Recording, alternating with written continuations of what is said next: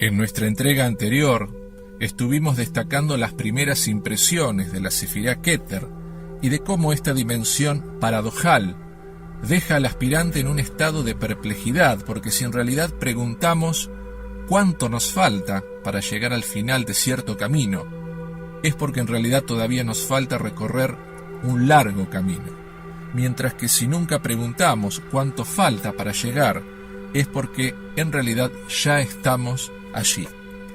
Y esta idea está vinculada a lo que muchas tradiciones místicas hablan de la anulación o aniquilación del ego. Esta idea en la Cábala se denomina bitul, y es interesante destacar que una de las palabras hebreas más relacionadas con Keter es Ain, que significa nada, como habíamos analizado en entregas anteriores, y que la palabra Ain tiene la misma gematría que la palabra Ani, que significa yo, o sea, el sujeto recién alcanza un sentido de trascendencia cuando abraza el vacío, deja su ego de lado y reconoce en definitiva que es nada. Sin embargo, ser nada no significa ser nadie. ¿Cómo llenamos el vacío de nuestra vida? Keter envuelve tres términos que describen las tres virtudes potenciales del alma elevada. Estas son la emuná, o la confianza, ratzón, la voluntad, y aná, el deseo o el deleite, o sea, voluntad, confianza y deleite, la concatenación virtuosa de la excelencia humana y espiritual. Esta combinación de virtudes sublimes hará que exista en nuestro interior, en lo más profundo del ser, esa dimensión sagrada o imbatible en donde el mal jamás podrá ingresar, porque en definitiva siempre nuestra actitud ante las circunstancias de la vida es lo que marca la victoria y la derrota del mal, no el mal en sí mismo. Vibrar en Keter es afrontar cualquier situación de la vida, por más dura que sea, con entereza y con una invencible alegría, sabiendo que todo en esta vida es aprendizaje que nos eleva a niveles superiores de conciencia. Sin embargo, la confianza cosmogónica y psicológica para que el alma llegue a un estado de iluminación no es sencillo de alcanzar. De hecho, puede existir obstáculos demasiado duros y situaciones de la vida que doblegan nuestro ánimo o nuestras fuerzas. Y allí es donde podemos acceder al Keter más elevado posible, al Keter espiritual, que nos trasciende y nos sublima. Cuando sentimos que ya no podemos con nuestras propias fuerzas, que ya nuestra alma languidece de dolor y desesperanza, la Sefirá Keter, ya ascendida al plano espiritual, derrama sobre nosotros una misericordia no alcanzable ni entendible por ningún ser humano. ¿Es posible que exista una dimensión o un estado de conciencia en el cual todos los juicios y malos decretos se revoquen y exista una misericordia infinita que llegue incluso a seres que no lo merecen en lo más mínimo? Bueno, la respuesta es sí, y ese estado de conciencia es sólo correspondiente al Creador. Por eso, otro de los nombres asociados con Keter es Rosh Levaná, que significa en hebreo cabeza blanca. Por eso el color de esta sefirá es el blanco extremo, porque tiene la particularidad de blanquear las almas. Y de esta idea escribió el profeta Isaías cuando dijo: aunque los pecados de ustedes resulten ser como escarlata, se les hará blancos justamente como la nieve. Aunque sean rojos como tela de carmesí, llegarán a ser aún como la lana. El rabino Yosef Hikatilla, en su obra Las Puertas de la Luz, explica que debemos apresurarnos a atarnos a la Sefirá Keter para recibir curación tanto física como espiritual.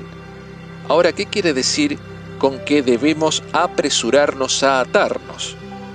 Así como nosotros acudimos al médico cuando ya nuestro sistema inmunitario no logra vencer algún ataque a sus defensas del mundo exterior, del mismo modo la persona que se encuentra débil o enfermo en su sistema inmunológico espiritual debe acudir a un justo o a un tzadik para que ayude e interceda por esta persona y así reciba la bendición de Keter Elión o el mundo de arriba.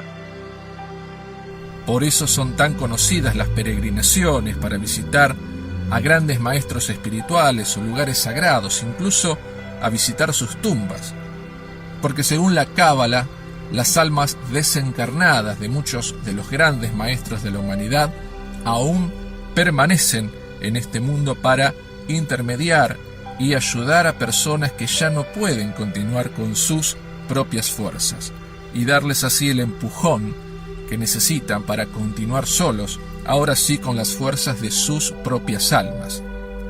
Y respecto a esto existe el testimonio de miles de personas acerca de verdaderos milagros atestiguados en sus vidas gracias a estas intervenciones.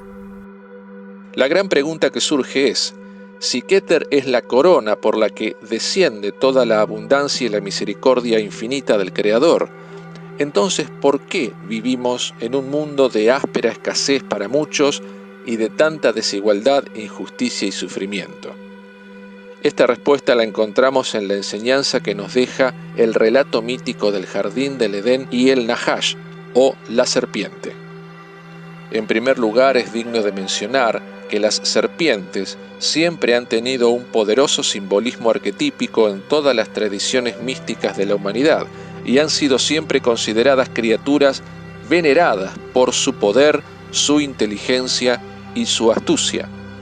Todas estas tradiciones, desde los Upanishad, el Tao, el chamanismo y también la Cábala, vinculan la relación que existe entre la serpiente con la base de la columna vertebral del ser humano, siendo esta unión el producto de un poderoso símbolo de despertar y transformación espiritual. En nuestra entrega anterior habíamos analizado que el ángel Samael, relacionada con la serpiente del árbol del conocimiento de lo bueno y lo malo, le había ofrecido a Adán un despertar espiritual para el cual no estaba preparado y que esa desmedida inyección de luz le produjo un profundo desequilibrio. Hoy se sabe que la médula espinal es parte del sistema nervioso central y se encuentra en el interior de la columna vertebral, y que esta médula conecta el cerebro con los nervios que van al resto del cuerpo.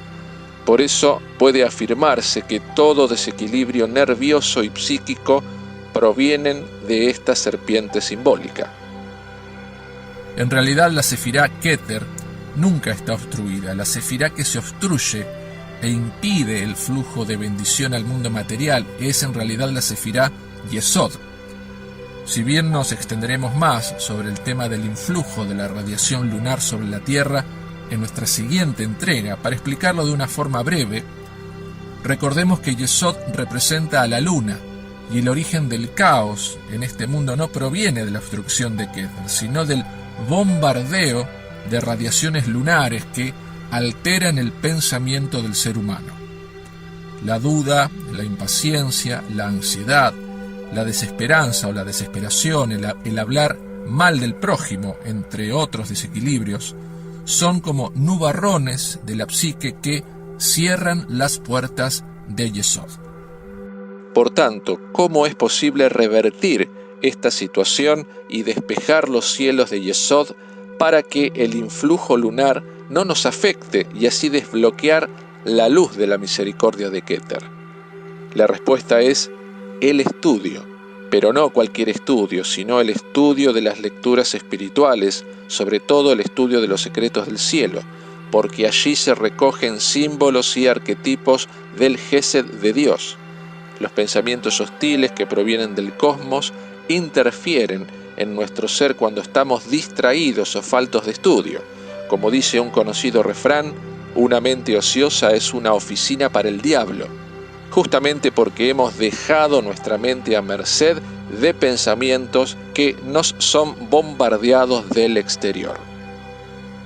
En resumen, la Cábala nos enseña que así como una corona está en lo alto de la cabeza y la rodea, pero no forma parte de ella ni del cuerpo, del mismo modo Keter es esencialmente distinta de las demás sefirot por ser no sólo la más compleja de explicar por la abstracción y el ocultamiento de su naturaleza, sino también por lo que representa en sí misma.